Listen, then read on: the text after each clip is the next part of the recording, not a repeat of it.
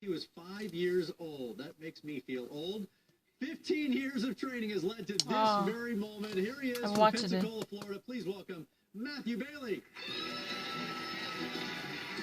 I've already watched it.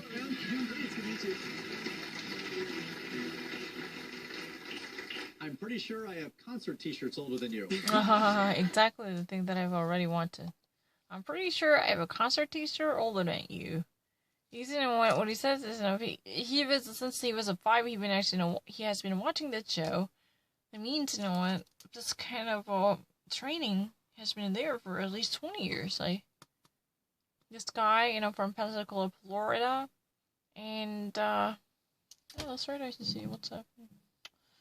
The president concede the race and allow for a proper transition to the Biden team. So right now there's ongoing litigation. There are, what we know, 74 million Americans that voted for this president. That's more votes than any president has gotten in history. It's really extraordinary, and there are very real claims out there that the campaign is pursuing. 234 pages of affidavits publicly available in one county alone, that's Wayne County, and 2 individuals on the canvassing board there that have declined to certify. So these are real claims. These individuals deserve to be heard. This was a system that had never been tried in American history, mass mail-out voting. It's one that we have identified as being particularly prone to fraud, so those claims deserve to be pursued. Oh, really?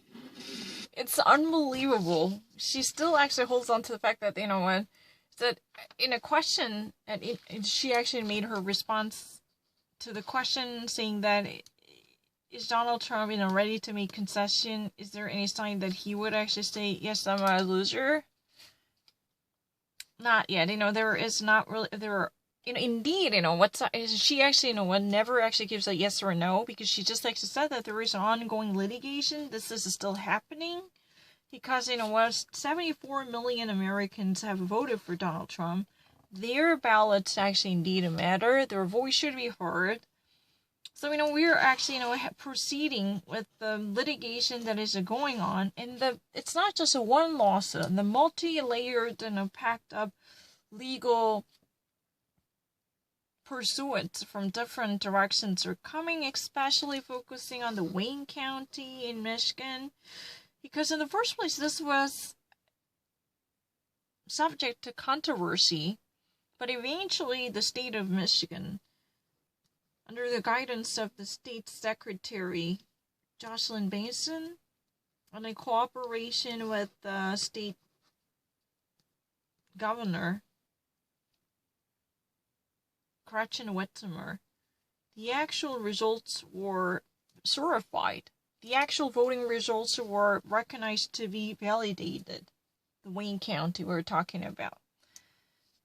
That's the reason there are 34 pages of the legal affidavit that are actually being, you know, perused in order to pursue a litigation to invalidate this miscounting of some of illegitimate votes, because, you know, some of the late mail-in ballots allegedly that were added to be counted in favor of Joe Biden, they should actually be examined. That's what it is supposed to be done, and this is really the argument claimed by Caitlin McEnany, White House press secretary, because she also claims that this is the actual ballots that President Donald Trump received is almost the unprecedented to set another record, because, you know, no sitting president in the history has ever made this brilliant performance. You know, everything is really unbelievable. I have to actually, you know what, be very skeptical of what I heard. Excuse me, am I actually getting it correct? Is that because of the fallacy of, you know, the weakness of my English that I'm actually living in this, you know, alternate universe? You know, what is going on? You know, she's saying so many bizarre things. I mean, I believe she would speak the truth, you know. That's really... She said that 70 million, you know, Americans voted for him. That's true. But the thing is, this is really the greatest performance that could ever be witnessed, you know, from any type of bystanders in the modern American history. Because President Donald Trump completely renewed the equation by having this amazing achievement successfully accomplished. You know, no other sitting president or incumbent president as the current occupant of the White House would have done this. This is so enormous. Their voice matters. That's really the reason the affidavit, which is made of 34 pages, based upon the constitutional clauses. This affidavit is going on, and these pages are going to be enumerated because it's actually, the affidavit, the written statement of the litigation, contained such an importance to shed a light on the fraudulent nature of mail-in ballots. She actually said that quote-unquote mass mail-in ballots, these are actually somehow dumped into the mailbox, dumped into the ballot box in order to inflate the actual ballots that were later tabulated for Joe Biden on behalf of him, at the behest of him. And these should actually be very much prone to being erroneous. That's really the reason there should be a further inquiry into the legitimacy of the mass mail-in ballots, regardless of the winner of this county called Wayne, especially in Michigan. But there are other, very controversial and hotly debated, counties that are actually being pursued by the Donald Trump legal team, as she has already mentioned. But she actually, just gives out an answer that truly insinuates that this is not going to happen. The concession is still, just far away from being done, right? Because she doesn't actually give out a clear answer, yes or no, because the litigation is going on, this is underway, this is still unfolding, so we're never going to know until we have until we have the final results coming from this, end results of litigation. We have no idea. So the affidavit here means, with the written statement based upon the formality demanded from the court system in order to file a lawsuit or in order to send out a complaint in an official way. That's what it is about. Whose page is 34? She just actually mentioned that. So I have to also, go in detail.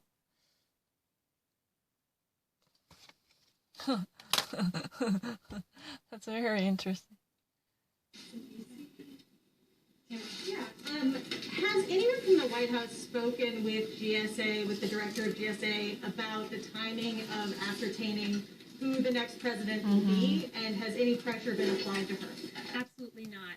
GSA will make the determination of ascertainment at the right moment. Right now, there's a constitutional process that's being played out. There are questions being asked in court, but the GSA will determine when ascertainment is reached. Can I just ask one other question? So, the question itself is, has there been any type of contact from the White House to have a final day and schedule from the GSA to define who's the winner is by going through the official ascertainment? Was there any type of contact, or has there been any type of debate in between? That's a real question. And the White House press secretary completely denies the existence of any type of contact for that matter. Because, the ascertainment were likely to be done by the General Services Administrator.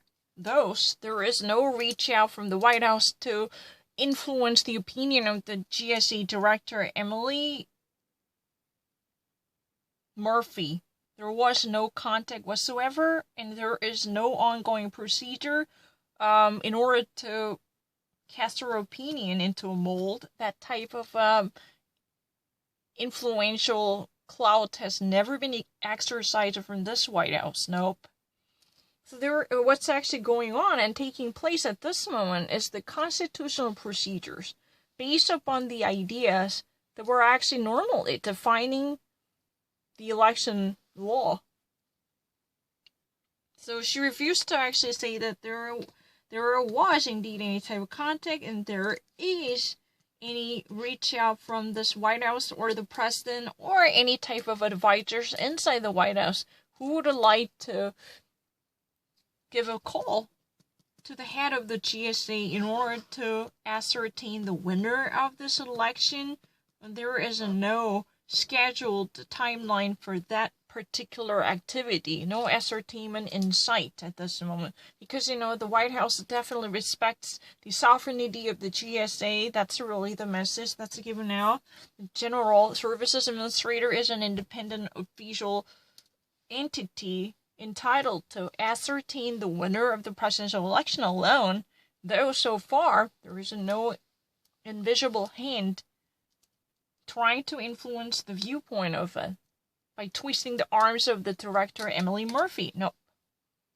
That's what has been said. The head of the GSA, Emily Murphy, so far, allegedly, is not really that much, affected by the clout coming from the White House. No one from the White House even actually dares to